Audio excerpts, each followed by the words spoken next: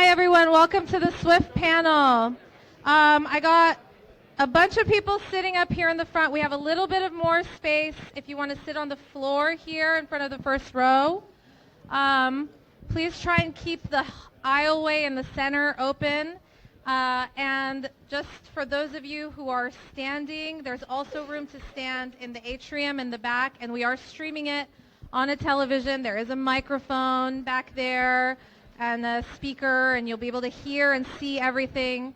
So we're going to get started here in about 1 second while everybody takes their seats. Please don't block any walkways.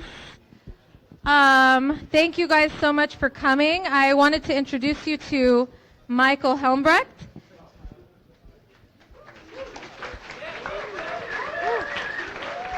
Well, thank you, everyone. Thank you. Michael is actually an ex-Realm employee. He's an alumnus yes. of Realm, and he's here in town for WWDC, and he's really excited to be back doing his main job yes. at Realm, public speaking. So thank you guys again for coming, and here's Michael. Great. Thank you, Shadi. Let's all give a hand for Shadi for organizing this event. People commonly give me credit for this event. People all the time are like, oh, thank you for organizing this event. And I'm like, I don't do any of this. I literally do 0% of the work. Shadi does like 100% of the work. So she is the one who you should thank. Please don't talk to me. No, I'm just kidding. You can talk to me. I'm very nice and kind of funny. And I don't have control of my slides. So this is going to be really entertaining for all of us. It's an adventure we're all going on together. So welcome, everyone. Thank you all for coming. I know this is a very exciting night. There's some kind of talking show happening across town. But we're here for a better talking show with more people. So that's got to be good, I think, probably. Numbers. So yeah, welcome. Thank you all for coming to the Swift panel. It's really, really exciting. Like Shadi said, I'm here from out of town, but I know that everybody at Realm is really happy, and all the panelists are super excited to come up here and talk about Swift and the future and whatever they feel like talking about, because I'm not on the panel. So, thank you, assistants. I will give the quick obligatory, the people that gave the money to make this happen kind of spiel. Yes, thank you. Thank you. I don't know why we're clapping, but thank you. Yeah, so on the incredible off chance you've never even like heard of Realm, you probably have just like heard of it in passing, like whispers in the hallway kind of thing. If you've never heard of it, apparently this is the new tagline, which I was surprised by earlier today. Your apps deserve a better mobile stack, but it is really helpful if you're making mobile apps for iOS, for Android, for Xamarin, for React Native, if you like JavaScript for some reason. You can use that. Can we? Oh, yeah. Oh, that's a great suggestion. Thank you, Shadi. This is why she's in charge. Who here has heard of this product before? Who here has heard of this? Raise your hand. Oh, that's delightful. That's a good proportion. I'll take that. Great. So you all know, and the people that don't know, the nearest person that raised their hand, just turn to them later and ask them, like a lot of really in-depth questions about it. It'll be really fun for both of you, I promise. So yeah, Realm is nice. It's nice. Blah, blah, blah, blah, blah, blah. So Realm is having a lot of events during WWDC. So there's Realm Live. If you have heard of Facebook and or Periscope, they're internet websites that you can go to. So you can go there and you can watch live video that's like from another part of the world, but like on your computer, which is kind of crazy, honestly. I think we can all agree that that's pretty insane. So Realm is doing that, a bunch of really interesting interviews with like lots of people you have heard of, lots of people you haven't heard of that are really interesting, kind of all through the week, just scattered. There's a schedule on another slide you'll see in a minute. Right now, you may have noticed that there's a Swift panel. You may or may not be aware. If you're not aware, you are very confused. And then tomorrow, the Realm World Tour, which is more about apparently my microphone is on. The Realm World Tour, which is more about the Realm product itself, is happening. Super exciting. If you're interested in learning about Realm, if you're one of the people that did not get to raise their hand earlier, please come to this event. It's super cool.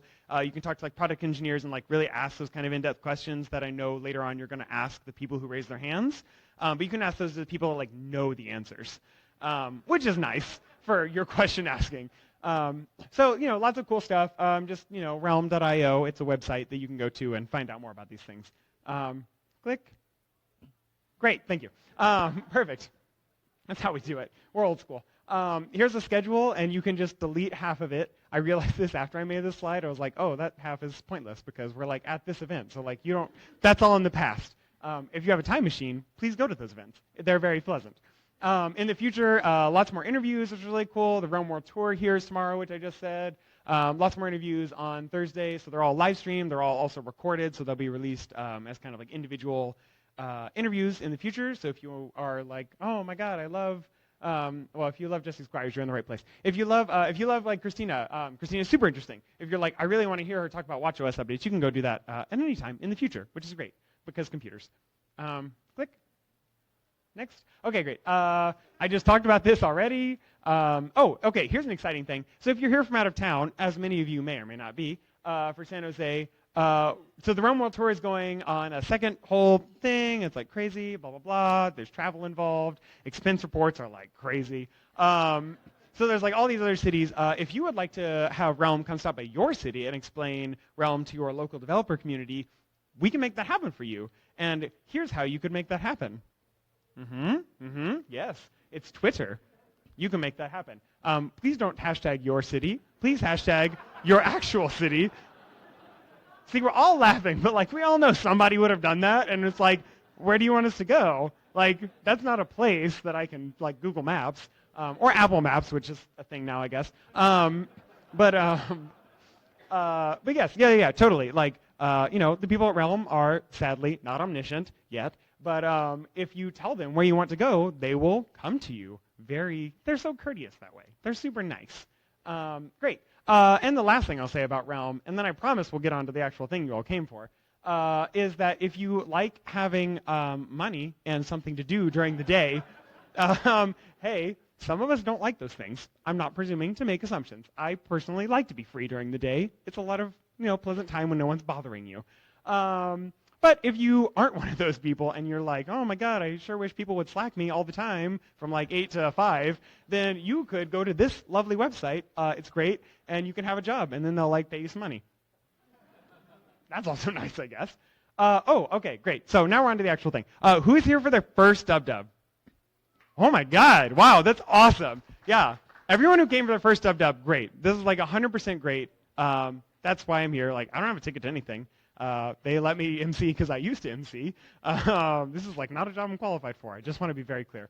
But no, I think it's awesome. I mean, I'm here literally just to like hang out with people, and I think it's awesome that so many people can come from out of town to do their first dub or their first layers, their first all-comp, or their first like me, where you just do nothing and you just like hang out with people and you're like, where's the free food? And you go to that thing. That's why I'm here, really. It's all for the attention and the free food. Okay. Last couple things I'll say. Code of conduct. Just as a TLDR, the design of like all the Realm meetups and all the events that Realm does is that like anyone in the whole wide world, just every human being across the planet, and maybe some like dogs probably, could come here and have like a really wonderful time and feel like very awesome and like comfortable, and it's really cool. And you don't feel like, oh, I'm not welcome here, because that sucks, right? So the code of conduct, there's like a full code of conduct you can find linked from the event. I encourage everyone to like read a code of conduct once in your life. It's just very instructive more than anything else. But the TLDR is just like, be a cool human being and like think about what other people want and what other people might feel uncomfortable with, and just be cool to them. If you don't, go back. I'm not done with that. Hey, my clicker is very enthusiastic now. See, I clicked twice, and now they're very enthusiastic. The last thing I will say about the code of conduct is if you don't feel like you are having like the most awesome, wonderful time, like if this is not the best meetup you found at DubDub, please let the Realm people know. I would like to say I'm not one of them anymore, so you can't talk to me. Don't tell me about these problems. But please do talk to the people that are working here. Shadi, of course, is our events person. Chris and Fred, who are doing the lights, all the other Realm people. Really want this to be like a wonderful event for just everybody. So if you have a problem where this is not true, please, please, please come and talk to us. Like, the food isn't good. Like, okay, that's a little trivial, to be honest. But like, also we'd like to know that. We don't want the food to be good. But if you don't feel comfortable, please come talk to us. We want to make this right. So that is kind of the code of conduct. And if you have any questions, if you think to yourself, is this okay, just say no, and then don't do that. Great, good. See, I'm glad we all laughed because that means we all are like, oh, that's crazy. Why would we ever do that? Which is good. That's the place we all should be in 2017. Okay, great. Now you're done with me, and I'll stop making jokes, and I'll let the people who know what they're talking about come onto the stage. Come on to the stage. Come on. No, just any order. I don't care. Just get on stage. Great. Woo! Yay! Do I have one of your microphones? Okay, great. Okay, Chris, you don't need a microphone, right? You can just think. Okay, great. I promise I'll give you your microphone back. So great. If you don't know who these lovely people are, they're up here and they look like their pictures. So you probably know who they are because they look like this. Chris Lattner, you probably heard of. He has 5+ years of Swift experience. So he's literally the only person who can get that LinkedIn message and be like, yeah, sure, why not? Everyone else should be like, don't do that, you're dumb. Jesse Squires doesn't have 5+ years, but I don't know, probably like, I don't know, how long? Like 2, 3, 1,000 years? Yeah. How long has it been? I honestly cannot remember a time before Swift. It's so long. Kamilah, also, tons of Swift experience, and Kevin, also. I don't know why I'm saying this. Now I'm just repeating myself. But anyways, all of these people are geniuses, just in their own right. They're all brilliant and wonderful. And now they will talk about Swift in a way that is moderated by Jesse, and I will go away. Goodbye.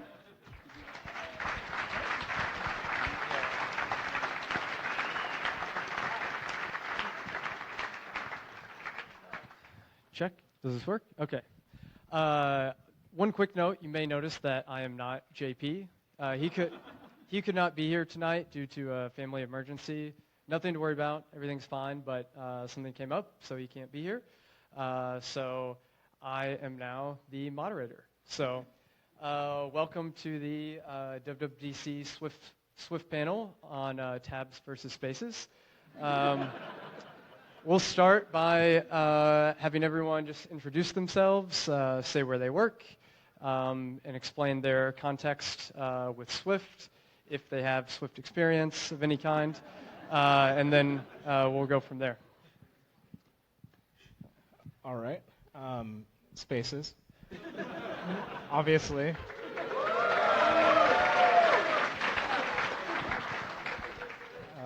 I'm Chris Lattner.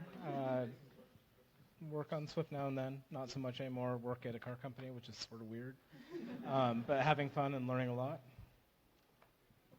I'm Kamilah. I work at LinkedIn. I've been doing that for about 5 years now. Hey, yeah. And been doing Swift since the first public release. I'm Kevin. I work at Postmates. I've been doing Swift since it first came out. I also do a few libraries. And evolution proposals and PRs and whatnot. Cool. And I'm Jesse Squires. I currently work at PlanGrid on the iOS team there. I do the Swift Unwrapped podcast with JP and curate the newsletter Swift Weekly Brief. Yeah, cool. So there's a ton of stuff announced today. I have some notes on my phone. I'll be looking at that, not cat pictures. Yeah, tons of improvements to Xcode. You can run multiple instances of the Xcode app, which is a dream come true for me. Multiple simulators. The source editor was completely rewritten in Swift. What was the most exciting thing for you guys to hear this week so far? I don't know, probably the refactoring. Refactoring, yes. Yeah. Yeah, I was like, and when I was like watching it and I was taking notes and then I said refactoring in my notes, you can just see like in all caps and like 50 like exclamation points. So yeah, I'm really pumped about that. The source editor, that's pretty exciting as well, and the promise of like, I think more backwards compatibility, smoother migrations. Cool. LinkedIn had pretty rough migration 2 to 3. Yeah, we had a super rough migration. So LinkedIn has like all of our apps are all in Swift, And I'm currently on the learning team, but our apps all had at least for learning and for the main app had a really rough migration. So I think we're really hoping that 3 to 4 will be smoother than 2 to 3. Have you tried it out? So learning apparently compiles in Xcode 9. Yes, yay. I've heard mixed reports about the main app. So there, we'll see. Yeah. It's beta 1, right? Yeah, it's beta 1. Yeah. I'm most excited about the simulator. I think that's going to fix our Jenkins continuous integration problem because we have a lot of problems with the simulator right now. Cool. What about Swift usage at Tesla? Yeah, not so much. That's kind of weird. A lot Swift of on C++ cars? there, which is depressing, but also pragmatic, arguably. I hear Realm is hiring. They do Swift. So. I just heard about that. Yeah.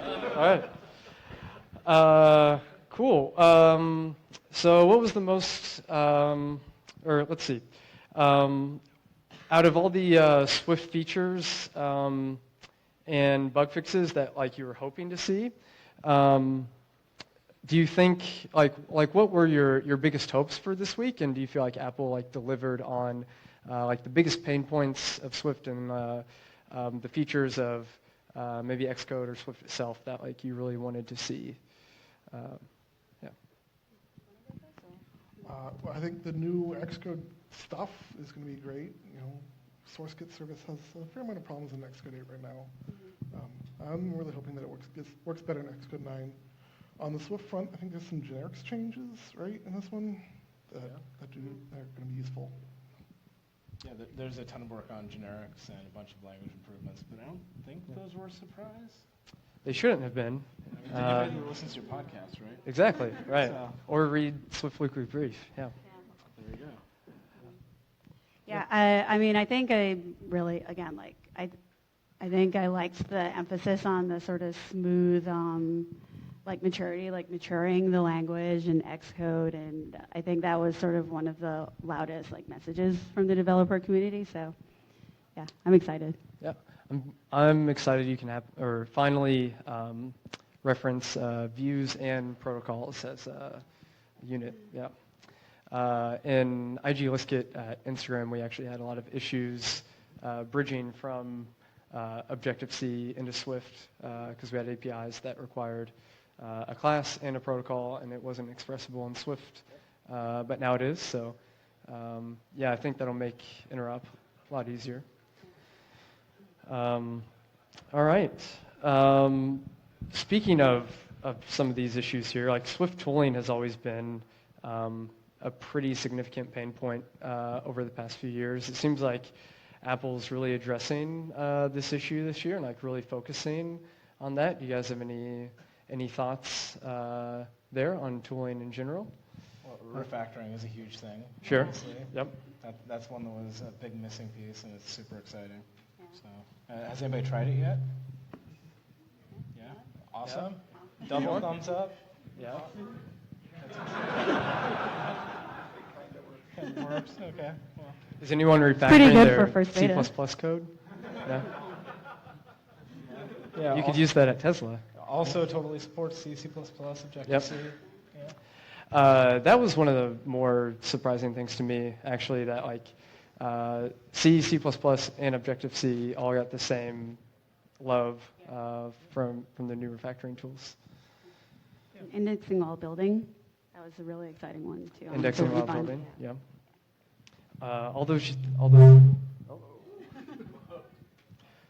All those man hours waiting for indexing to finish.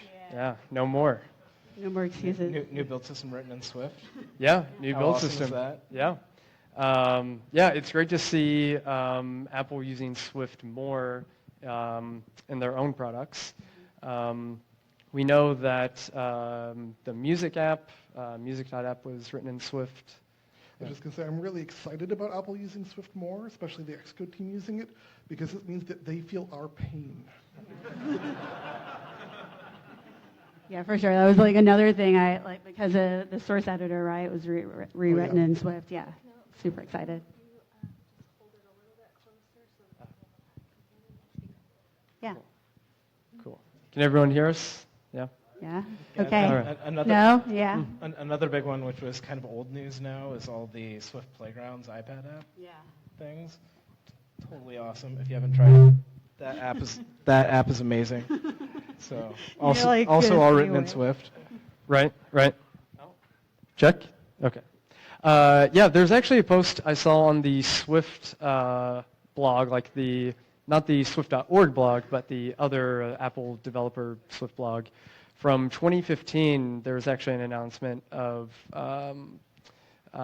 being able to program robots from the Playgrounds app, but no one I didn't remember it. I was like looking for a post, and I found the old one, and I thought the date was wrong. Do you know the history behind that, Yeah. Chris? So the Swift Playgrounds app on the iPad has always supported core Bluetooth. So talking to certain kinds of Bluetooth-enabled devices has always been possible if you're awesome and sufficiently motivated enough. So this is a somewhat more first-class and one level up amount of support. And with Lego, for example, it's full first-party integration with Lego, and I hear it's pretty cool. I'm actually really excited about that because I did I did a lot of work in the past with Mindstorms and stuff, and actually with I used to work at Wolfram, and so I did work with Mathematica connecting that to robotics platforms. So I kind of geeked out a little bit when I saw that. I was like, oh, this is really great. It's super powerful. Well, and one of the other cool things about it is that to date, as far as I understand, Lego's only supported programming environment has been those block-based environments, which kind of makes sense given it's Legos and it's blocks. And I can see the logic there, Right. but isn't Swift so much more awesome? And Yeah. Swift does blocks Now you too. can do real things with it that are Right. pretty cool. Yeah, things like MIT's Scratch editor and things. Yeah. Well, they have what they had is there's a language that is sort of unofficially supported called NXC, not exactly C, but I think Swift is a huge step up from that. It's super exciting. Cool. Plus full Unicode support in Swift. So. For now, until they add new stuff. I'll Yeah, leave it's them. like It's like an arms race. Right. Right. Let's see. All of the new refactoring tools and the indexing while building components and the remaining pieces of the Swift migrator are all going to be open sourced. I'm assuming that was done with that in mind as the kind of end result. I don't know if you can speak to that. So I can't Yeah. speak to the team's official position, but the Sure. general experience I've had with the Apple Developer Tools team is that they love open source and they want to open source the compiler and low-level tools and see the huge community value that it provides. And for one example, C++ refactoring, there's a ton of people that really love and care about it and can contribute directly to Clang and help make it better now. And so you can build your own refactorings and build your own tool chain, drop it in, and it just works, which is pretty awesome. So What was the existing state of C++ refactoring support in Clang and that whole world? in Clang or in Xcode? In Clang specifically. Yeah. So as far as I understand, this is all completely built from scratch Ah, by okay. Apple engineers. Yeah, wow. Yeah. And Xcode has never supported refactoring for C++. Oh, I didn't know that. Yep. Okay, wow. So all new, really cool stuff. Yeah, you can see how much C++ I write. Let's see. I had another question, but I just lost my train of thought. So let's talk about Swift Package Manager. Does anyone have experience with SPM? No? 2 of my libraries support it. Yeah? Not the third, not yet. I'm hoping it will eventually be able to, but I haven't used it very much yet. Me either. Yeah. I think, yes, SPM. Woo. Actually, fun fact, the manager of Swift Package Manager is my brother. There you go. Still not Yeah, using it? SPM. Well, if he fixes the issues, then... Yeah, I think SPM doesn't really support iOS projects and things. I think once that eventually comes, hopefully, we'll see a lot more adoption of that. But it looks like the new build system in Xcode, since it uses LL Build, that kind of lays the foundation for eventually getting SPM integration into Xcode. I think Kevin's brother Rick actually wrote an email and sent something about that to the mailing list, so that sounds pretty cool. Thanks, Rick. Yeah.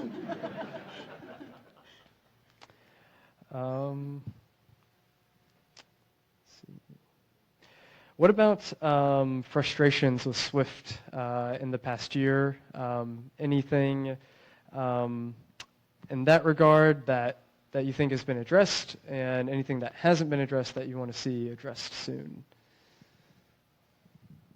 So for me, I think number one has been like compiler instability, for sure, like crashing a lot, not being able to have like multiple Xcode instances, and so like on a day-to-day thing, right? Like compiler time is like always like the number one pain point. So again, it's like super excited to see that, because I think that's really like going to make a huge difference. Something that I'm always fighting with is compile times. Yeah. There's actually, I don't know how many of you know this, but there's a flag you can give to the compiler, so it'll give you warnings whenever it takes longer than 100 milliseconds or whatever to compile a function. And keeping our functions under that can be pretty tough. So I think Swift 4 is doing something to fix that a little, and I think somebody's working on a better type checker. Yeah, an engineer, Mark Lacey, who is one of the amazing Swift engineers at Apple, is working on majorly revamping the type checker. So there's a bunch of other people working on general performance speedups and improvements. Graydon is working on some of the large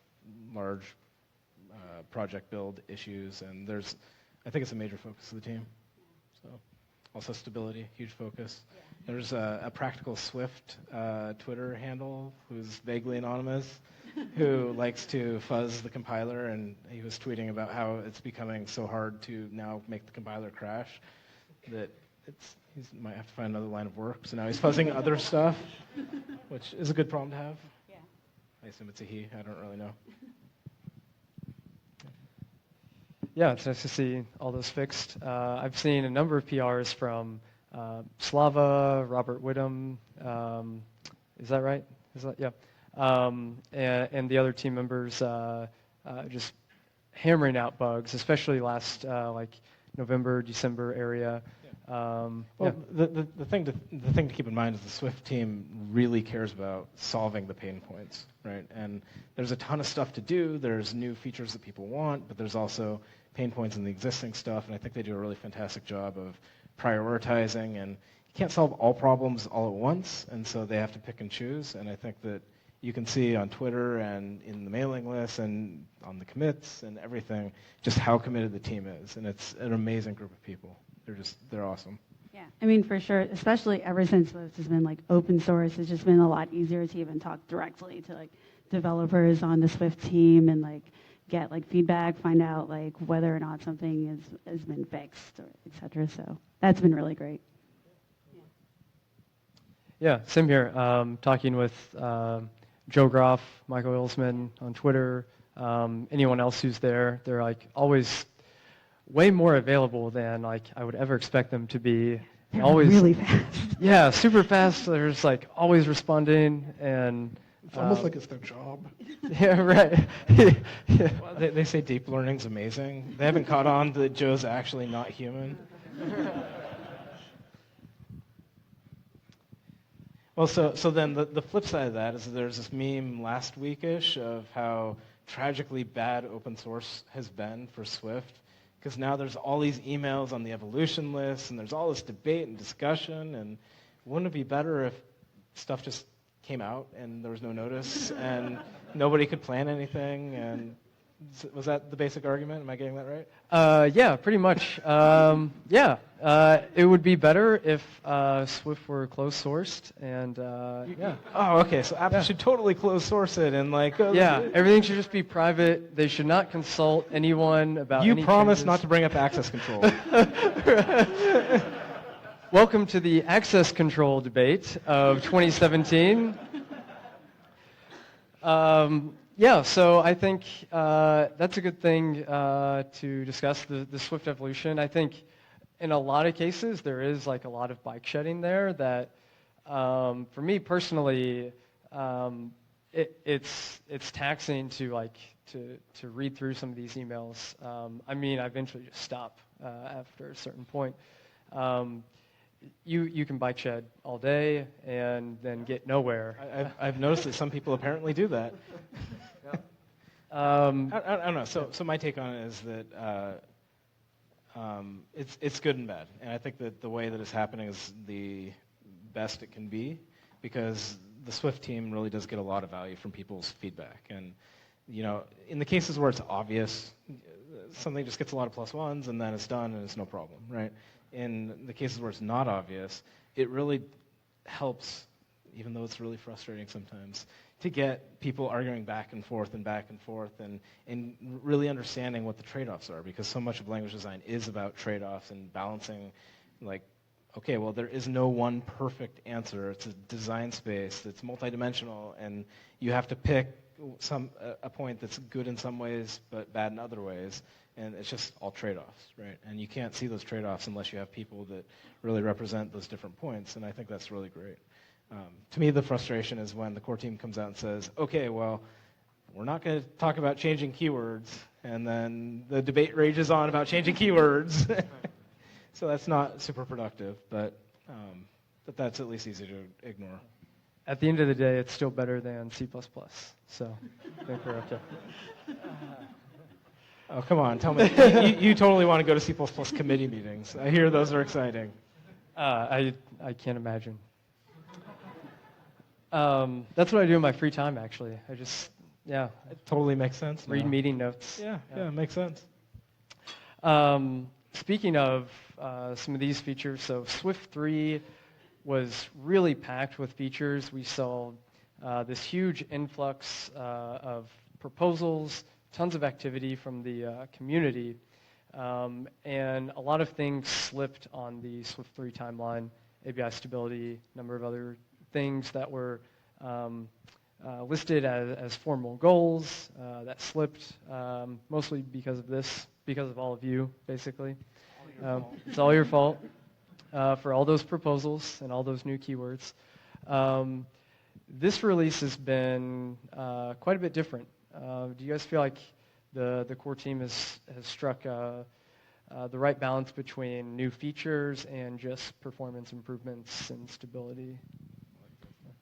I mean, I think that's what a lot of us are looking for sure. It feels like we really, because for instance, for us, we did the migration in like December, and so I think to have like another like huge major release would just sort of feel like whiplash. It would be like really, really a lot, and especially if you're like a small.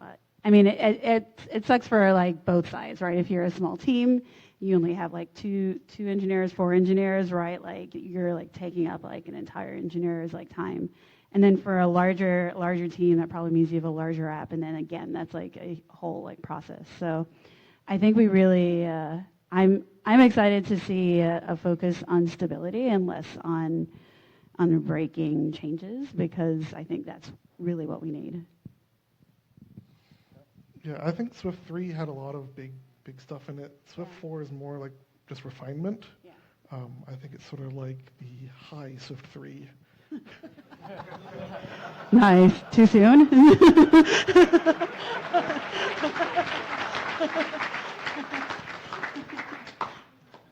But I still wish we had ABI stability. Yeah, so I mean, if I could give you my take on it. On naming? No, I'll stay out of that bike shed. Seriously. Well, so there's a couple of different ways of looking at it, right? Because you brought up a couple of points, including Swift 3 started out with all these goals, and then the goals got whittled down as time rolled on. I think, at least from my point of view, that list of goals was largely my fault. So I have some personal piece of that, but that's about managing software is hard, planning is hard, and then, hey, open source and thousands of people descending on the project like it happened was kind of unplanned. Also awesome, right, but unplanned. And so I think that Swift 3, if you were paying attention following along, it pivoted about halfway through where it went from being ABI stability being the goal to being source stability being the goal. And I totally... And access control.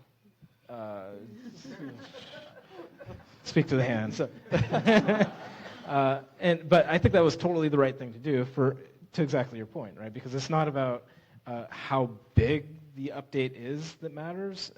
What we realized coming into Swift, like halfway through the Swift 3 development cycle was as the community is growing and developing and as more and more people are writing more and more code, not breaking that code became really important. And that's something we realized before we had open sourced it, right? And one of the reasons we started out by saying Swift is not source stable is we knew that it not being open source meant that we didn't have the benefit of lots of people debating and discussing and arguing and bike shedding. And you really need that to make something that's great, right? And so halfway through Swift 3 cycle is when it pivoted to saying, okay, source stability should be the goal. And I think that's totally paying off. It's also, you talk about high Swift 3. That's evil. Slow Swift 3? If a different way to look at it is that so far at least, the releases come in pairs. So Swift 1 was really about carving out territory, saying this is like a statement of what Swift is trying to be. Right? Here are a bunch of familiar things like classes, and it works with Cocoa and really important things like that. But also, here are enums. Here's pattern matching. Here's functional programming. Here's a bunch of really cool things to say that it's not just Objective-C without @signs, but it's also pushing and trying to make a better world, right? Swift 2 then was the close cousin of Swift 1, where it was that plus more stable, compiled faster, even though it doesn't feel like it now. The error messages got somewhat better, but also protocol extensions, also error handling, also a bunch of other things that would have been great to have in Swift 1, but it was true to that Swift 1 model of it is kind of a better Objective-C. Right? Swift 3 is where Swift really became its own true to itself kind of language, right? And that's where the community and the world had developed to the point where Swift could kind of break with API naming and really become true to itself and really benefited from the input from the open source process and really kind of shaped and evolved what Swift felt like. And I think that was super important. And Swift 4 is kind of, maybe it's a TikTok kind of a thing going on here, where it's improved the quality, bake out generics extensions, which are profound in the standard library itself, and super important to get there so that when ABI stability comes, it's right and good. Right? So I don't know. I mean, I'm hoping that Swift 5 and 6 and 7 and 8, all of which need to have really awesome stuff in them, will feel both continuous but also exciting and big, right? Because there's a bunch of work left to be done. Does anyone have a favorite Swift evolution proposal that made it into Swift 4?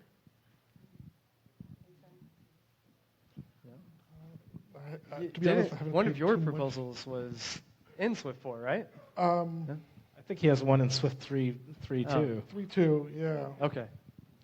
No favorites? I think it got accepted for 3.1, but didn't make it in until 3.2. Yeah. There's a bunch of stuff. I don't know if I really have a favorite. Yeah. What stands out? The string stuff is pretty nice. Yeah. Cool. The cool. Strings are awesome. Say no more. Unicode, yeah. You can now have multiple flags in the same string, and it's cool now, right? Yeah, and then you can get the right count. Yeah. So Are you a fan of multi-line strings, or do you like them single line? What's your style? do you format your multi-line strings with tabs or spaces? Tabs. In VI or EMAT? Oh, no. Xcode, of course. The best editor ever. Maybe now with 9, we'll see. Maybe now, yeah. Yeah. Xcode 9. The new editor is pretty amazing. Yeah, I played around with that a little the past couple of days. Major improvement, I think, on the Swift side. It's nice to have syntax highlighting consistently. It's the small things, Jesse. Yeah. It's the small things. I'm a fan. I'm glad you set the expectations right there. And the refactoring tools are pretty cool. I've only done like small things so far, but I'm going to take like a more complex project and just rename everything. Just for the heck of it. Yeah, and then submit a PR. I'm sure your coworkers look forward to all the emoji you're going to have in all of your method names. Yeah, all class and struct names will just only be emoji characters. That's a good coding standard. I can approve of that. Yeah, actually just flag characters, multiple flag characters. Yeah, there you go. I was actually a big fan of the Swift encoders. The codable, if you guys have seen this. Also, awesome JSON processing and yeah, everything which else. is my favorite thing to do in Swift. Yeah. Speaking as what- somebody who's written a JSON parser in Swift, I'm kind of bummed that the encodable stuff is still based on NSJSON serialization, because it means we're still creating all these foundation objects for our pure Swift classes. Is that what's happening in the JSON encoder, the native stuff? I haven't looked too much into that, but I know the Okay. codable stuff is NSJSON serialization. Ah, got it. What's your favorite JSON parser? Well, it's mine. What's yours, Chris? Yeah. Wait, did you write the blog post on the Swift or the Apple developer Swift blog about JSON parsing? No, I don't think that was my handiwork. I wrote a few of them, but Okay. that was not it. That's I the will right not, way I will not, to do I will JSON. not take sides on the JSON parsing war, because I'm sure that another shot was fired in that war with Swift 4, but it will never end. 10 years from now, Yeah. 15 years from now, 150 years from now, we'll still be talking about this. Right. Just use the encoders, the new fancy JSON encoder, and then we never have to discuss this again. You just add Codable onto your type, and then it's good. Yeah, so that's all you have to do. Add that protocol. And what's your it type? called? Codable? Codable? Codable? It's like a fish, It's like right? a fish. Yeah, cod-able. Once you see it, you can't unsee it. Right. You just ruined it for me. That's no longer my favorite proposal. So. Anyway, if you don't know the details, that is all you have to do is add conformance to that protocol. Everything else is synthesized by the compiler, so you never have to write these ugly deserialization methods, all this parsing code, or any of the like NSCoder encode with coder, decode with coder, all that, which is a pain. At Instagram, we use that quite heavily. We just had really simple caches on disk. So I've written so many of those methods by hand, and it was painful. Yeah, I think it's I think that's definitely one of the features that I think points to like a sign of the maturity of the language is like more native support for like the basic tasks that we're all doing in iOS. And I think it's another interesting sign of Swift growing up in a way, because the core team and others have to balance between making the compiler better and the error messages better and make it faster, all that kind of stuff, with the features that are gunning towards ABI stability, like the generics work and string and all the other pieces like that, plus the like exciting, awesome features that make your life better every day, that also don't have to happen because they could happen at any time, but it's so awesome they do. So,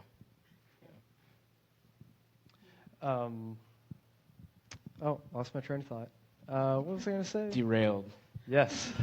Can't remember. Okay. Any other announcements that you guys were excited about? Like outside of Swift, like other things? Phased App Store rollout. I'm Yes. super excited about that. Yeah. I know. Android has had it for like 2 years or whatever, but yeah, I'm really excited about that. Actually, I really like the new App Store itself. Yeah. I know a lot of people, including my wife, thinks that it looks kind of weird. I think it looks kind of weird. But as somebody who actually visits the App Store every day looking for the games we're playing today category, I think it's going to be great. I think especially like the increased like app discoverability thing. I think that's going to be really big for like indie app developers, especially. Yeah. I definitely think the App Store pages, like for the app, look way better in iOS 11. Yeah, that redesign I think is a huge improvement. Oh, and the core ML stuff, that seems super, super fascinating. Yeah. Chris, anything that you're excited about? CarPlay? There are so many cool things. I'm not going to pick just one. Pretty big fan of what the DevTools team's doing. Right. That iMac Pro, though, now you can run so many instances of Xcode. So many cores. Right. So many cores that could vote. Right. That's right. Okay. How are we doing on time? Good? Okay. Let's see. Anything else? Nobody's run out screaming yet. So. Right. We could probably go ahead and open up for questions from the audience, unless you guys have anything else you want to add. Any cool Swift tricks to share? No. Okay, cool. We'll do, we'll open it up for questions. I think there's a mic somewhere, maybe? Well, maybe you can repeat the question if Or, somebody screams it out. If you want to scream. Hold on. We'll bring a mic to you so Okay. that everybody listening online can hear your question. What's the funniest pull request you've ever seen?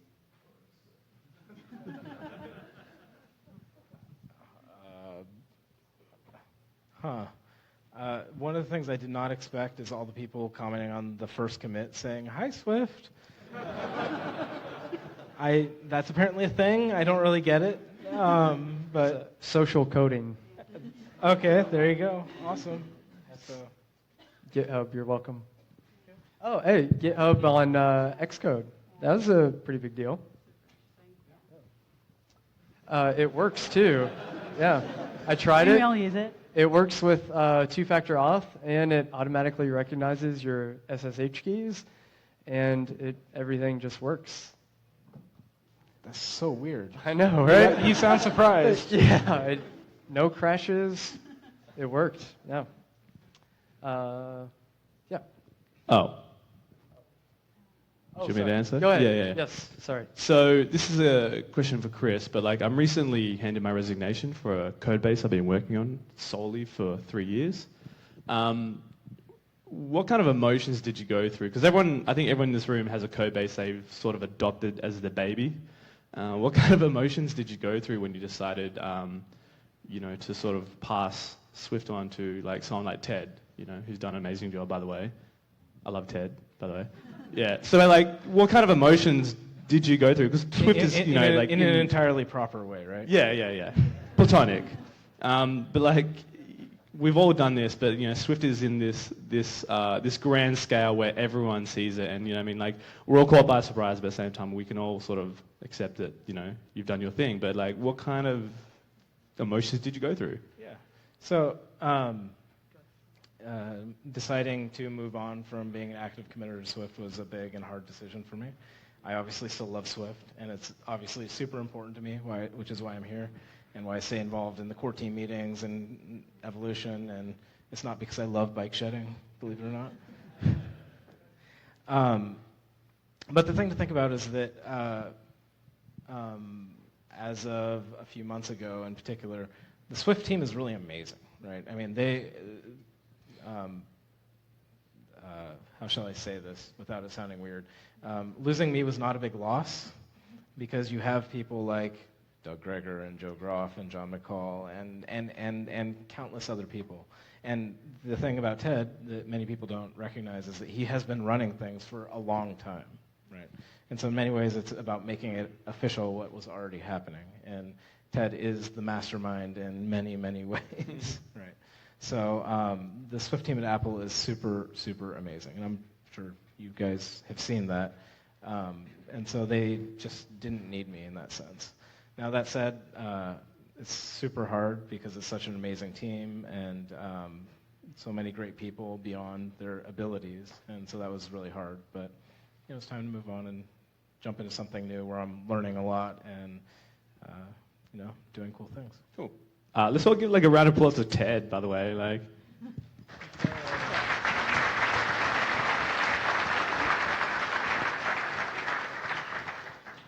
Okay, so we've seen a lot of frameworks pop up for Swift on the server side, but where do you see the roadmap, like the 10-year roadmap for Swift on the server side, how the adoption is going to be? So this is actually for all four of you. Like, do you see your companies adopting Swift on the server side? Like, I know it's still a little bit premature, but there are some pretty good frameworks out there. Companies are trying to get more adoption going for Swift. But do you see it as a language that can be adopted? And do you see it replacing JavaScript, hopefully? Getting rid of Node.js, hopefully, one day? Yeah, so at least from like the Facebook, Instagram perspective, I don't see that kind of thing ever taking off. And other established companies, I don't really see anyone like switching over, like rewriting everything. I mean, a lot of those ecosystems are like pretty mature. There's lots of tooling and frameworks there. So like I think switching to Swift on the server would be more expensive without that. I mean, like you said, these things are growing, but I think there's still a lot lacking there. We should have Chris Bailey from IBM. He gave a talk at AltConf, actually, and he's probably around somewhere in San Jose. You can ping him on Twitter and probably discuss things with him as well. Yeah, I mean, like LinkedIn has a Java stack, so it's pretty impossible for a company with like that much code and that to adopt another language. Like tried for a while with Scala, and eventually it was just like too much to have that like interoperability with like some things being in Scala, some in Java, and so it's pretty hard, I think, and like probably not worth it for most large companies to do that sort of rewrite on the server side. But I do think it's super exciting. I've actually been like thinking about using like Swift on server for side projects, and I think we'll have to look to new apps that are coming probably from people who are iOS developers and want to use and want to invest in that and take that on, and that's when you'll start to see like more Swift and server at companies. Yeah, I agree with everything you said there. I don't think Postmates is ever going to use Swift on the server. I mean, I could be wrong. There's so many different great languages for server right now already that have a much larger history and much more focus on server-side programming. Mm-hmm. So I think that the biggest driver for Swift on the server will definitely be iOS programmers who are trying to do a service their own. Yeah, so I can give you a philosophic take on the question and not a practical take. Most of those answers would have applied to Objective-C and Swift about 3 years ago. I have a large Objective-C code base. I can't ever imagine rewriting it, and therefore it will be Objective-C forever. I think the major difference here, because there is a big difference, is that there's no good, how shall I say it, embrace and extend path like there was between Objective-C and Swift, right? And so the interoperability of the frameworks is not there. The good news on that is that it's super early days. I know that it's not just Chris Bailey, but there's an official Swift.org Swift server working group that's building foundational libraries to enable Swift server development, and it's a pretty big focus for a bunch of different organizations. And so the way I look at it is that it's not a 6-month question, right? It's a slow progress that will take multiple years to build out because these other established languages that are out there and other established ecosystems around them are super mature and they have everything that you could want to grab out of the box. And so I wouldn't expect the big companies to move over, because it's not just about the investment of rewriting code. It's also about retraining your employees. Like, and so if you have a whole bunch of, I don't know, PHP developers, JavaScript. That's what they do, yep. Yeah.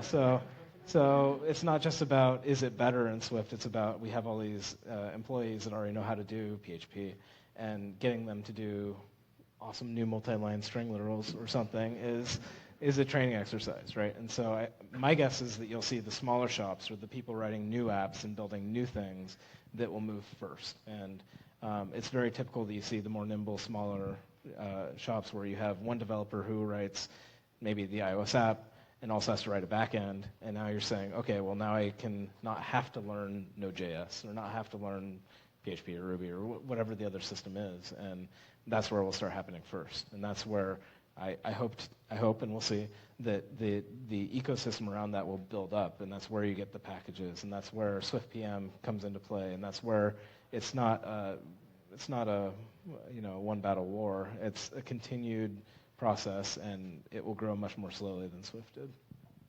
And you're definitely seeing it. I don't know if any of you downloaded Beacon, right? I think I've been seeing some people use it.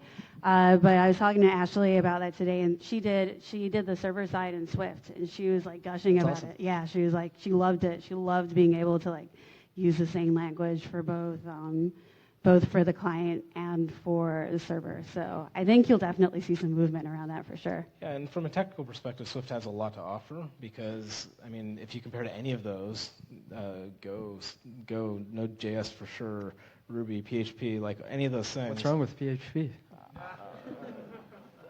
There are blog posts about that, but I won't go there. It is a delightful language. I have no qualms with any of the competition. They're all very charming. You don't have to convince me. But just strictly from a technical perspective, there's the bean counter aspect too, which is Swift code runs faster. And if you're paying for servers, if you're paying for the megawatts that go into those servers, that Swift is really interesting from that perspective. And if you're building cloud apps, then you're paying for the CPU utilization. You're often paying for the memory utilization as well. And Swift just runs faster and performs better and uses less memory. And so that turns into dollars, right? And so that doesn't matter for the big guys necessarily, but for a company that's starting or building, or the smaller ones first is where that starts to matter and where it starts to pay off. Yeah, this is one thing Chris Bailey emphasizes in his talks. And if you like looking at bar graphs, he has a really nice one with the speed of Swift versus Java, Python, probably Node.js, maybe some others. Yeah. Well, and Java's an interesting one because Java runs fast, right? It's a super mature ecosystem. The VMs are really good. It's not about the CPU utilization with Java. It's more about the fact that a comparable Swift app will usually use about 3 or 4 times less memory, right? And that's a big deal, depending on the workload in the app. Are you saying you want to talk about garbage collectors now? We could go there if that's what people want to talk about, but we could also talk about trigraphs and new line expansion and the C preprocessor, or Lightweight topics. Yeah. Bedtime reading. Bring it on.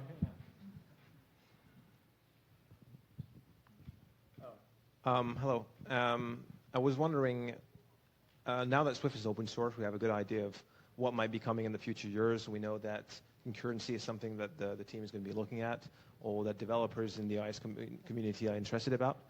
But one thing that we haven't discussed a lot lately is all the dynamic features that we might have in Objective-C, all the meta programming that would really help development in both server-side and mobile side. The fact that we have libraries like Sorcery now that help us automatically generate a lot of the Swift code. The fact that all the encodable stuff now is integrated into the compiler, all the generation of the code, whereas we'd probably want that in the standard library generating the code for us. And that's not something that's been a lot discussed in the mailing list. I was wondering, from all of you guys, where do you see these features that have not been really discussed go in the future? And what do you want from them? There was one recent discussion on the mailing list about having the compiler synthesize equatable and hashable for simple structs. So I think some of these things definitely are being discussed. But I think that gets to his point because that was another hack it into the compiler proposal, not a general Oh, well, sure. feature. Sure. Yeah. I just wanted to point out that like that specifically is being discussed. Yeah. So my take on that is that this is a prioritization question, not a when will it ever happen question. And it gets back to lots of people want reflective capabilities for sure, including the Swift team. But a lot of people want code to compile faster, right? And so it becomes a really hard prioritization question for the Swift core team. And when setting out on the goals for Swift 4, the goals for Swift 5, which is now Ted's challenge, you have to be careful about how you define the scope, because if you overreach, then stuff doesn't happen, or you get a bunch of stuff that's half done, and that's not good either, right? And so, for example, the codable stuff, as one example, right now that's Codable, yeah, exactly. It's so weird. Tony Parker didn't like using the emoji fishable. I'm not really sure why, but the approach there is to say, okay, well, there is a generally useful language feature to do this. In that case, it's static reflection, which is called macros. Like, hygienic macros are a thing. They're awesome. They're really great for solving certain classes of problems, right? And that's a big feature. That's open-ended. That's a huge design process. But when and if this finally has time to be designed, then it would subsume the synthesization of codable, of hashable, equatable, all that kind of stuff that you want to do that's super mechanical, right? And when that happens, it'll get sucked out of the compiler and put in the standard library somewhere, and that will be a beautiful day, right? But that doesn't mean we should prevent building that feature now, which is solving real problems and making the language more usable in really important ways.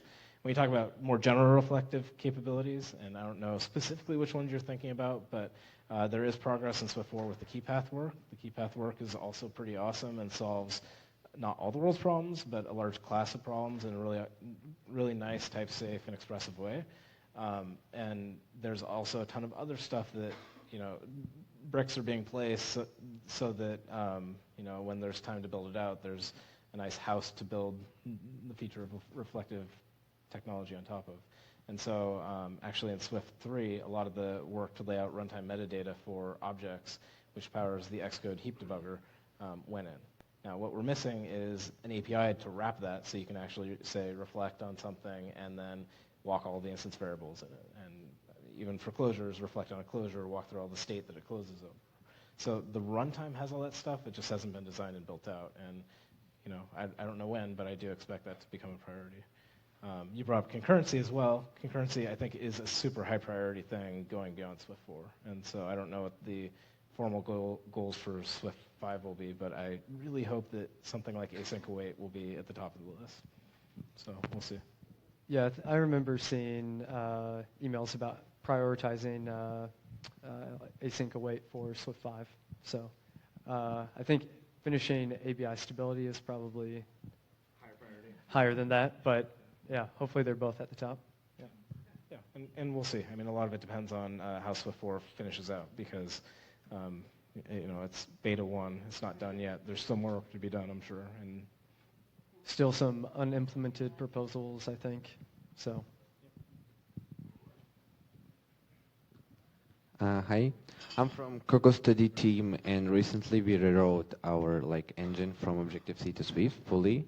And in December we launched our demos on Android that is pure Swift, and we were super excited because it's the same code running on iOS, tvOS, macOS, Linux, and Android. But then the compiler changes broke everything, and it's kind of the whole thing kind of stopped. Do you think that we can expect Google and other platforms like Windows to add support for Swift? And do you think it is needed outside of the Apple ecosystem and so on? Do you see a potential of Swift becoming a cross-platform language? It's kind of hard to say what Google and Microsoft is going to do here. It would be kind of cool if they did that. I have to say Google just threw their weight behind Kotlin for Android, so I'd be a little surprised if they pick up Swift as well. because that would just be sort of fragmenting their developer base. Okay, so this guy here just said Microsoft is already doing it, which is great. Hi. Going back to the beginning days when Swift was still just an idea, was kind of the idea to adopt Swift knowing that it would be such a challenge for everybody who has giant libraries and huge apps written in Objective-C, knowing it would be such a tough transition. However, having Swift as such a language that's easier to pick up for new coders, was it more of a like teetering between should Swift become a thing, or was it more a kind of swift decision, if you will, to kind of go down that route and just say, time to create a new language and time to create something that is more usable and understandable by a lot of people? Are you asking about in the Swift 1 time? I mean, I don't really understand the question. Sorry. Well, like when you were deciding whether or not. I don't know where you are. Oh, back here. Here. Awesome. Was like when the idea behind Swift, were you kind of deciding, is this a good idea, is this not a good idea, kind of deciding between the two of those, or was it more of a, I've had enough, it's time to evolve from Objective-C and just create a more modern language that's a lot easier to pick up for, I guess, You're saying when coders? Swift first started. Right, How yeah, did you exactly. convince your SVP that Swift was a good idea? Well, so Swift started in 2010. That's when I started hacking on it. No small part of that was because we just finished Clang C++ support, and I wouldn't say writing a C++ compiler is fully soul-destroying, but it is challenging, and it's hard to escape that process without wondering, okay, well, having done this and proving it's possible, what would a good language look like? Right? And so that is kind of the genesis of the question, right? And so for me personally, it was a, just let's start hacking, let's start building something, let's see where it goes, pulling on the string. It wasn't a formal official process or project or anything like that. It was just let's do something fun, then see what happens with no expectation of world domination, right? And so going along the line, there were a lot of discussions, and it eventually became more well-known within Apple, and it was debated and discussed. And one of the big questions that was raised frequently was, okay, doing a new language, we could do it any time. Why not make Objective-C better? Right. And so if you recall, maybe, between 2010 and 2014, Objective-C got a lot better. So ARC came out, right? ARC was a specific, one of the first major steps that was driven by Swift that, as general goodness, made Objective-C better and kind of had to be done as a prerequisite to make Swift happen, because you can't automate lack of memory safety. Or you can't make something memory safe if it's not automated, right? Other things like modules, even small things like Objective-C literals, were all about pushing Objective-C closer and closer to Swift so that when it came out, it felt more obvious, right? And so in the internal discussion, the real question came down to, why would we do a new language instead of making Objective-C better? And the answer comes down to basically C, right? Objective-C is built on top of C. C has things like pointers.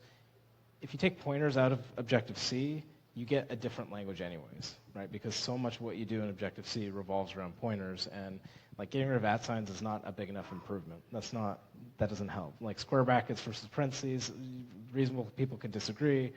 It's not worth making a massive change. And so if you're going to massively break source, you might as well start over from scratch and do something that's really great that you can build on as a new platform, and then make sure that it works really well together with all the existing code that you care about. So I don't know if that really answers the question, but it's part of it. Yeah.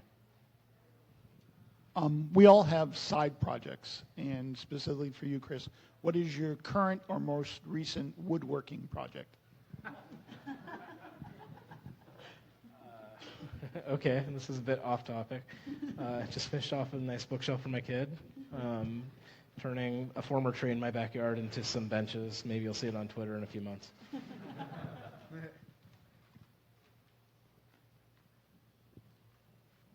Back there. So we've been talking a lot about the Swift language, of course, but where would you really like to have Swift applied in terms of field. So, for example, do you see Swift be applied in science, or the science community adapt Swift as well in some way? I assume this is a question directed at me. Oh, all of you? My goal for Swift has always been and still is total world domination. It's a modest goal, right?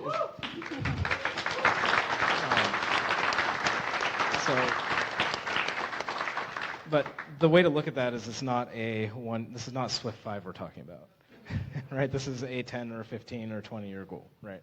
And if you take it from, if you step back from it and say, okay, well, this is a big goal, how do you do that? It's the same thing as saying, I have a big app I want to write, how am I going to do that, right? You take it and decompose it into sub-problems and then solve the individual problems, right? And the way you get to world domination is first, with a language, you have to have a killer app, right? You have to have a reason that there's for a community to learn that programming language, right? There's so many languages out there that exist that nobody uses, and with Swift, that was clearly iOS programming, right? I assume many of you are here because you're iOS programmers, right? And once you have that, then you have this amazing thing. If you get programmers who are smart and intelligent and push the boundaries and want more, and also work on other things, like they have their own side projects, right? And so one of the things that you look at JavaScript or any of these other languages out there, they started with a simple premise of, I want to do simple scripting within a web browser, and now people are writing freaking server apps in it, right? What happened there? Like, is there a logical leap that was missed? How is this a good idea, right? Well, what happens? I'm sorry, I love JavaScript too. I just would love to kill it even more. And what happens is that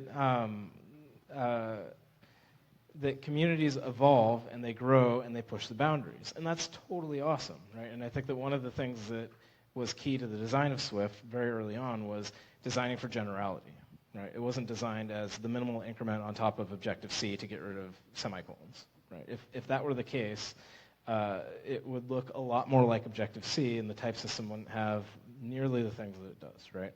It was designed to be and also it may have been completely dependent on Objective-C, which would have made Swift on the server and Swift on Linux not really possible, right? And so one of the cool things about Swift on Linux is you can use Swift completely standalone without having Objective-C dependencies in it, and that is really great, right? And so when I look at Swift as a world domination goal, the way you solve this problem is you build something general that can solve a really important class of problems. You get an amazing community, which I think you guys are all pretty amazing, personally. And then you start solving problems that prevent it from being used in other spaces, right? And so the current battle going on right now is on the front of server development, right? And that's not an accident. It's kind of the next natural expansion out from the baseline application development kind of world, where there's a lot of people who have to build server apps. They also have to have client apps. You get a lot of people that want to solve the same problem on both sides and share data structures and things like that. And also from a language level, you need very similar kinds of features. I mean, I think that the number one thing that will be transformative in the server development space is when the concurrency features start to come in, right? That's the thing that is really missing, that really hurts when you're building server apps. And, you know, it's frustrating sometimes, but it's really just a matter of time before that happens, right? And so with patience, that will come in, and then that will unblock the next level of adoption and get more people going. And I think that one of the things that, with that, for example, I think Swift has a pretty credible shot to be a Java class language, which can be used by a lot of application-level things. And as, for example, regular expression literals come in, that will be a beautiful day someday, which makes Swift even more awesome for scripting, right? And so now you have something that can span application, server, scripting. And there's obviously work to be done on libraries and other pieces like that. But to me, the really killer feature, which is probably 3 or 4 years out, is systems development. And that's something where killing C++ is really the unsolved problem here. and it totally has to happen because C++, while practical, and it's really the only practical answer for a certain class of problems, everybody knows the problems that C brings with it, right? And so C++ has its own class of problems, but just being built on the unsafety of C means that all the applications that are built in that world are suffering, right? And the tooling and all the other problems that come with the C language with the preprocessor and all of that stuff needs to be fixed at some point. And so if and when we get Swift to the point where it can solve that class of systems programming things, that's where it gets opened up to an entire community of people, for example, game developers that are writing console games, that really care about that last ounce of performance. And, that's a special breed of people, but they need to be saved from C++, right? And there's always a time delay between making it possible and then seeing it happen, right? And so Swift on the server today is possible, but it's still pretty early days. The year after that, with hopefully concurrency features, it'll become really appealing. But still, I don't expect Jesse to go rewrite all of his back-end stuff overnight, right? And so you look 5, 10, 15 years down the line, and that's where, assuming things go well, it could be a very different world. And that's a really exciting world to be in the early days of here. Yeah, one other just quick note on the server APIs aspect. I think it's really promising that there's the server APIs group is like officially part of Swift.org. IBM is like really pushing for that. They have a handful of projects that they're working on. So I think that in a lot of ways is just a matter of time. But in general, I'm like super excited to see Swift expand outside of iOS. That just gives us more power really to expand into other areas of development outside of Apple's platforms. If you want to do something like that. And I have to totally credit Apple here because I think they're doing a really amazing job with this because on the one hand, they're really funding pretty much all, not literally, but a huge percentage of the development that's going into Swift. On the other hand, things like the Swift Server Working Group, the core team on that has, I think, 4 people and 1 Apple person, right? And Swift core team now has a non-Apple person, for example, right? And Apple's really being not just open in the open source sense, but open with design, open with evolution, open with the project expanding out. And while it has to be careful about making deliberate steps because the community needs to stay healthy, I think it's really awesome what they're doing. And so if I think very specifically about the scientific community, what I found interesting, when I was looking at a lot of the machine learning NLP vision stuff that was announced, is when I worked in Mathematica, we provide a lot of those tools again targeted to the scientific community, and you can do so much of that now in playgrounds. And so I actually think we're really close. I was looking at it and I was like, oh, that seems like that sucks for some people. But I think that's really exciting to be able to do a lot of that stuff. The Core ML demo seemed super interesting. Seemed really straightforward to be able to use machine learning models and drag and drop and add that in. So I don't know. It seems like we're there. But on the other hand, think about it as a long-term goal, right? So in machine learning, it's a very Python-centric community, and getting off of Python is probably not going to happen anytime soon. Yeah, I think it's a community. There is definitely community of themselves. Yeah, for sure. So I was wondering what you think of Kotlin, releasing a new language where the syntax is so similar to Swift that already existed for some time now. Yeah. So I think it's hilarious. There's a recent blog post maybe you're referring to that had Swift and Kotlin side by side, and they're like, look at how similar it is. I look at that and I'm like, wow, look, this is a list of differences because almost everyone is different.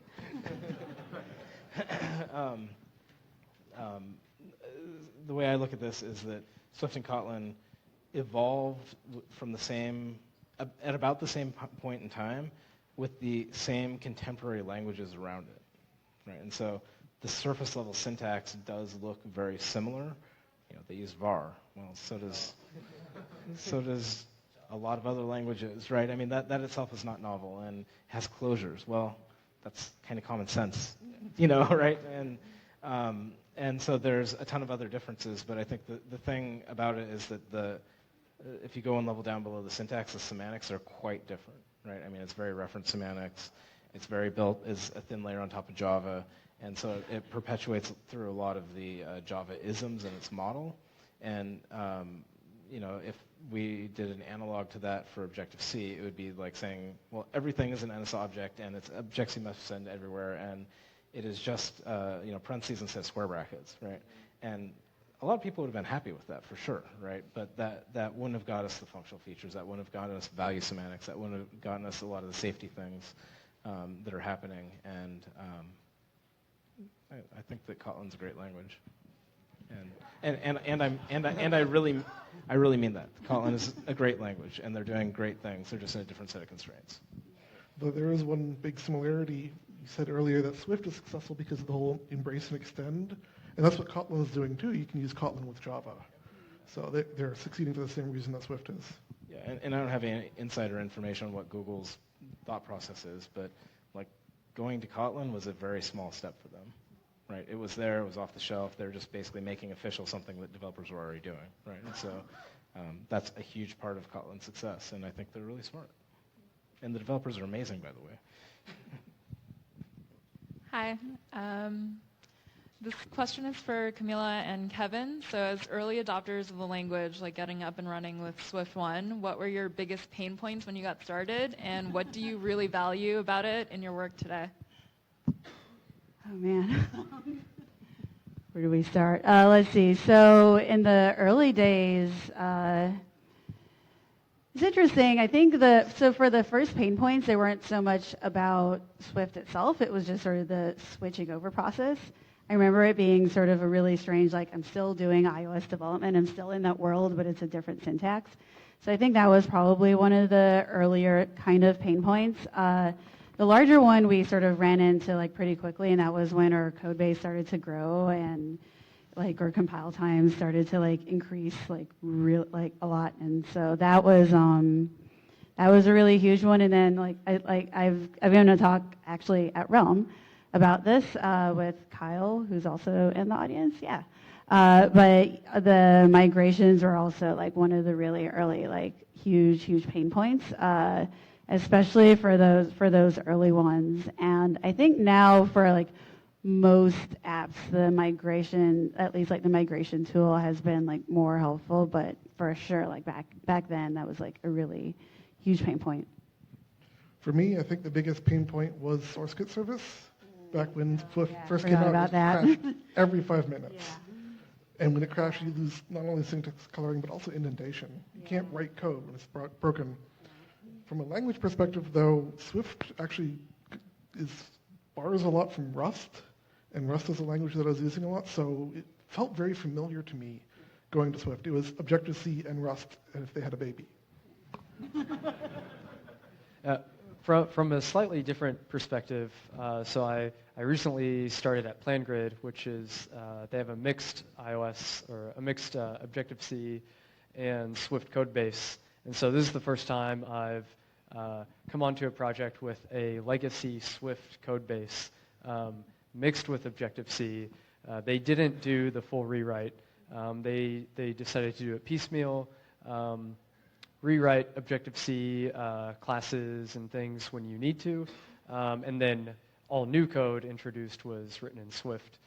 There's a lot of custom bridging that they decided to do, and digging around in that code base has been really interesting for me, and it's weird, like going into an old legacy Objective-C code base. I know like a lot of different things to look for. Like first thing I usually do is like run the static analyzer on that project and kind of dig around, and I feel very familiar in that world, especially on like an iOS project. But going into this new code base, the only Swift I'd really done was just side project stuff, like pretty small things, like different frameworks, and like other apps that are just kind of in progress, but 100% Swift. So I think it's, for me, it's just very different to encounter that. And now it's interesting because like that's the state that we're in. Like legacy Swift exists. Luckily, it's already been converted to. Well, both, right? I mean, like, luckily they've converted to Swift 3, but I can't imagine like getting on a project that's still on Swift 2 right now. Like, that would be kind of a nightmare. Can I just say, I think one of my favorite features about Swift 4 is the fact that you can still use Swift 3. Yes.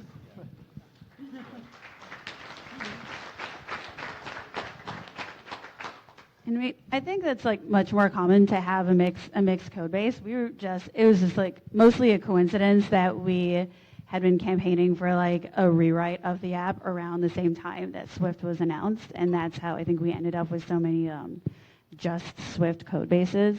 But there is still like some amount of legacy like Swift-ish stuff that you'll see. Like, I know for us, there's some of the changes from Swift 2 to 3 that were more like, this looks nicer, this is the way to do, and I still like run into files every now and then usually what we try to do is like change all of those when we see them, but refactoring. Yeah, well, now we have refactoring. Yeah, that would be really exciting actually, but yeah, that's one thing for sure. All right, so I'm going to try to make this not turn into a tabs versus spaces debate. But I've come from different programming languages, as a lot of people have. The most recent before Swift was C#. So, and I actually liked C#, but I love Swift. So first, thanks, as I'm sure everybody here has said, for creating such a great language. But I want to ask, what goes into your decision to say, yes, this is something that we want to include because it's open, it's something that will address a lot of people, versus, oh no, that's not the Swift way of thinking. Case in point, Swift gladly says we support, functional programming or object-oriented programming. But at the same time, when I start asking people like, why doesn't Swift have abstract classes? They're like, oh, subclassing, that's evil. You should be doing protocol-oriented programming. And I'm like, one seems so open with disparate things, and the other, it's completely closed and antithetical to what the openness of the Swift language is. So again, without turning this into a debate of what it is, what goes into your thinking behind saying, this makes sense for Swift? Well, so this touches on a couple of other things. So Kevin brought up Rust isms in Swift, and we were talking about Kotlin and other things. And Swift has kind of been unapologetic about stealing good ideas from wherever they can come from. And there's even some Dart features in Swift, and like the way it handles string escapes and stuff like that. So it's not really about where it comes from, and Swift isn't trying to ape some other language in any way. It's really about taking the best ideas from wherever it can come from. Now, what is a good idea? Are abstract classes a good idea, right? Well, so that's a harder thing, and abstract classes actually have been debated on evolution, and it's gone back and forth, and I personally am in the abstract classes would be a good thing in principle camp, right? But it's also then a prioritization question. There's a lot of other things that people want to have, right? And the trade-offs and namespaces, for example. There's tons of things that people want, and so it becomes a prioritization question. One of the things that irritates me, and it's wrong for that to happen, but I don't like people that say classes are bad, right? Or subclassing is bad, right? That's totally false. Classes are super important. Reference semantics are super important. And if anything, the thing that's wrong is to say, one thing is bad and the other thing is good, right? These are all different tools in our toolbox that can be used to solve different kinds of problems. And the bad thing is to say classes are awesome and should be used to solve all problems, or structs are awesome and should be used to solve all problems, right? And I think that a lot of the people that say subclassing is bad are people that are they're reacting to the over-classification of Objective-C. But didn't Apple themselves do that last year with the whole protocol-oriented programming speech, where they were... I think that, so the protocol-oriented programming talk was 2 years ago, or it was the Unveil. But it was really, so that was exposing the community to a new way of thinking about things. And in fact, if you rewatch the talk, Dave Abraham said, like, classes are good for this and this and this and this reason. In fact, that's how he completed the talk.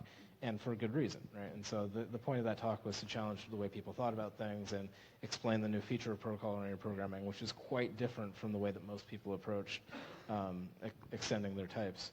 And so that's the concept there.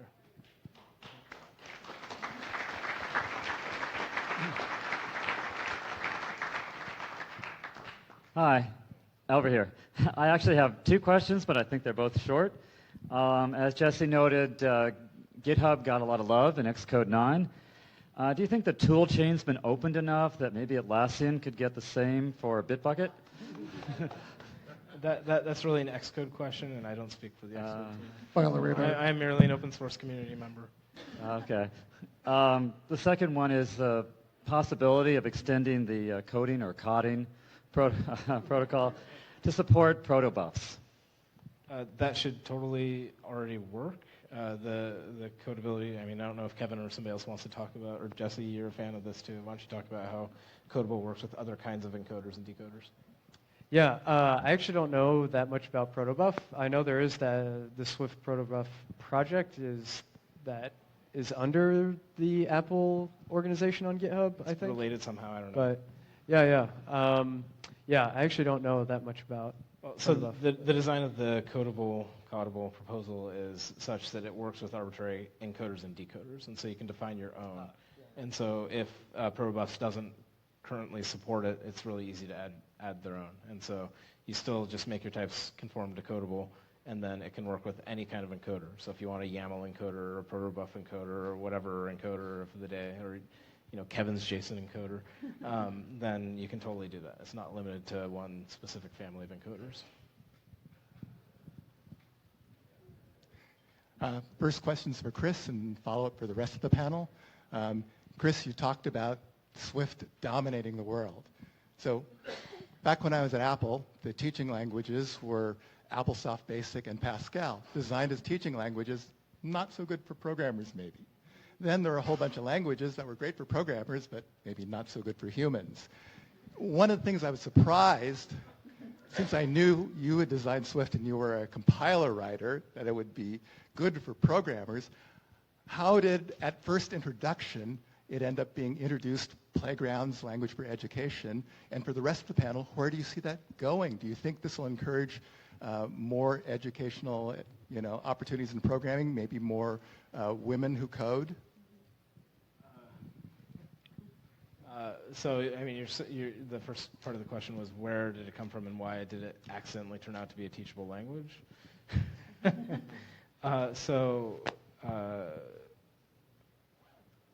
know if I should say this or not, but I mean, one of the original ideas for Playgrounds was to get it on the iPad.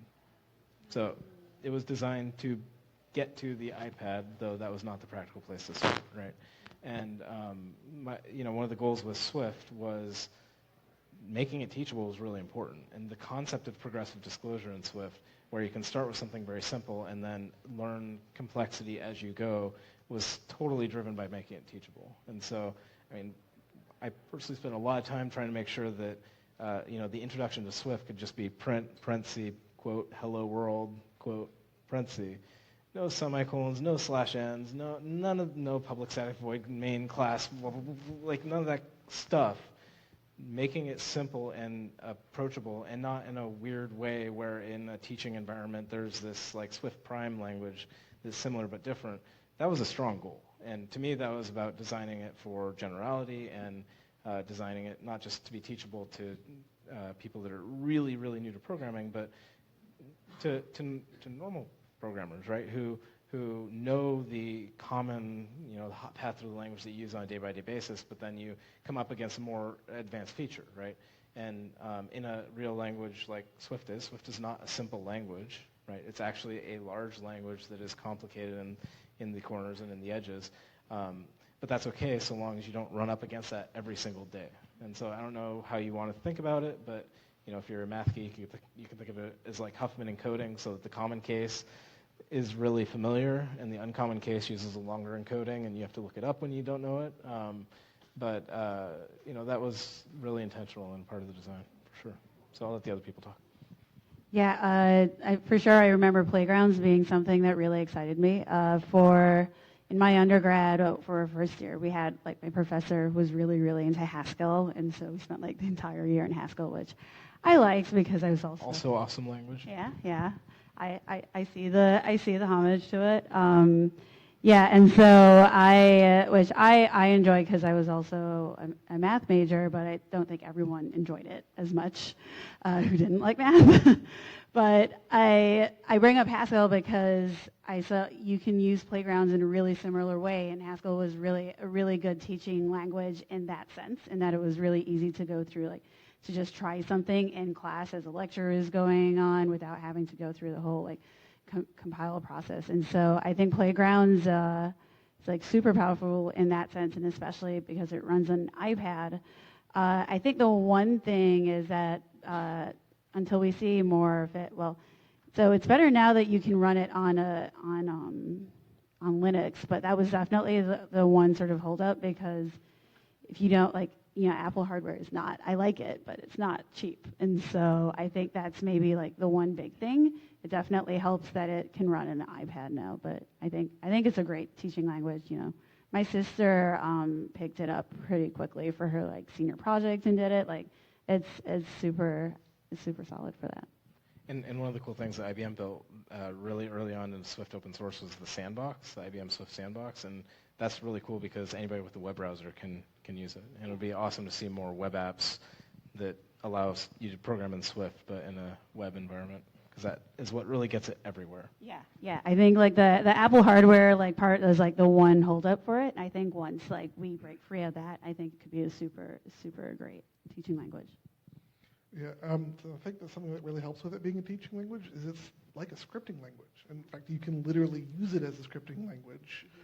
I mean, so you go with Python, you can do print hello world, just so you can. So if you can do that in Ruby, that is a scripting language feature, but Swift, a compiled language, works the same way.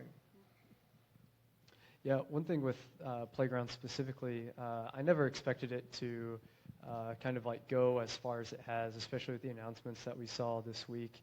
I mean, just thinking about, like, if you're a kid growing up now and you can just get an iPad and program Lego robots is incredible and awesome, and I'm probably going to do that. It's okay to never grow up, Jesse. And yeah, I think that's super powerful. It makes programming so much more fun. I mean, I remember when I started, it was just like console apps, I thought they were cool at the time. I was like, yes, I'm a hacker. But it was just, boring console apps. It wasn't programming robots on your iPad. But another big thing that is coming with I think, Playgrounds 2 is being able, or having people being able to publish content, and then users can subscribe to these content feeds from publishers. I know this is something that the community has been wanting for a while. I know Ash Furrow, Erica Sadoon have been writing, like, different Swift books and like wanting these kinds of features. So I think when Swift 2 comes out, we'll see, like, a lot of developers from the community, like, producing, like, cool tutorials or just, like, cool playgrounds to play around with, which is, like, something like we've always had GitHub and open source, but this is kind of like a much different way to approach, like, those same ideas and problems. And one example is, if you haven't checked it out, is Oli Begeman has a really cool Swift 4 introduction playground, which you can use in Xcode and on the Playgrounds app. And so you can check that out to learn about the new features of Swift 4. So that's probably all the time we have for tonight.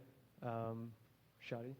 Yeah, I was going to say we can probably take 2 more questions if you guys are okay with that. And then we have one question from someone watching on Facebook Live. So I wanted to ask that one for them. Nikita Williams asks, when will Apple install a really good code beautifier? Xcode standard formatting is really quite upsetting. I don't know, Jesse, what do you think? There's SwiftLint from JP, actually.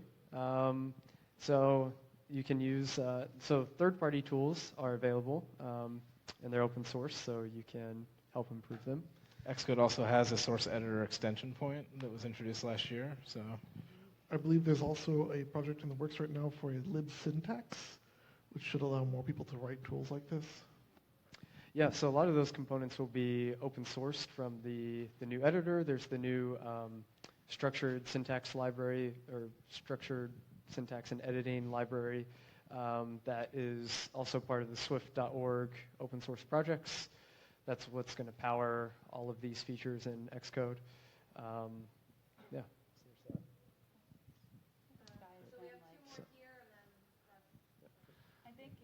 Okay, so my question is about things like functional programming. I'm writing simple apps doing UI kit stuff. I'm not doing anything using the richness of the language. Do you guys use it to do more interesting things? Do you ever use map or filter? Not really. So what do you guys do with it? Let me be the first to say that's okay. Yeah, there are different styles for different people. Yeah, so functional programming is really great at serving certain kinds of problems, but it's not the only tool in the toolbox, right? And so I'm a pretty big fan of for loops. Yeah. They're pretty great, right? And so you don't have to be a functional programming geek to write good Swift code. And so my just question, not I C++ guess, for loops. do you guys do interesting C4 things with your work? Are you using those richer features in your work? Well, I mean, I am using functional programming when it makes sense, but most of the time when writing iOS apps and writing UI-driven apps, most of the time you're not actually doing that because you're just, handling buttons and drawing views and laying out stuff. It really depends a lot more on like what part of the app that we're working on. But yeah, for like user-facing stuff, usually not that often. For some of the more like infrastructure level stuff, networking layer stuff, like that's where you usually see more functional programming like showing up in our code base. And if you're interested in doing more functional programming stuff in UI, there's things like Reactive Swift and RX Swift for doing reactive programming, which kind of brings some of the functional ideas to UI. Okay, so I get to ask the last question. So this is something that you guys touched upon briefly. And so every year we see less and less update about Objective-C at WWDC. And even Apple is investing heavily in the internal tool chains on Swift. So now I know like developers who are building new apps from scratch, they should look into Swift. But there are a lot of companies who have like really big apps written in Objective-C. So at what point of time they should look into migrating these into Swift? Well, I mean, the great thing about Swift is you can do it piecemeal. You can take your big Objective-C app and just start writing new stuff in Swift. That's what Postmates did. We still have a hybrid app, but everything that's been written in the past almost 2 years is Swift. I'd only recommend you to do a rewrite if you were thinking about doing a rewrite anyway. And so, if that is something that you're looking at, and that's something that happens very often. Like code bases age, like you make decisions that you regret later. Nobody wants to take like responsibility for it, and so at some point, like very often, you have to do a rewrite. I think that's a good point to then consider whether or not you want to do the rewrite in Swift, but maybe not necessarily. Yeah, until then. I would say, just like you can write new parts of the app in Swift. You don't have to do the entire app over. So, I don't. You're asking to speculate about what Apple will do one day, right? But I'll just make an observation that Apple still supports C. So if it were really in the conquest to get rid of Objective-C, it would have to start there. And I don't see that happening. Apple also has a lot of Objective-C code. Yeah, the new refactoring tools support Objective-C, C, C++, and Swift. So to me, that shows their commitment for sure. Yeah, and that includes all new refactoring tools for Objective-C. Right? This is not the original ones that are dusted off. This is a completely new implementation. So. Okay. Thank you guys for coming. Thank you to the amazing panelists.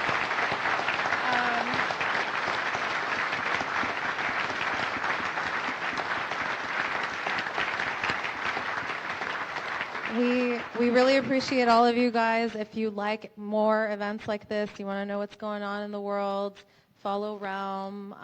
We do things like this all throughout the year. We go to conferences all over. We post videos of developers speaking, anything you want. So go to realm.io, follow us on Twitter, follow us on Facebook, follow us on Realm Live this week. And thanks again. Thank you guys very much.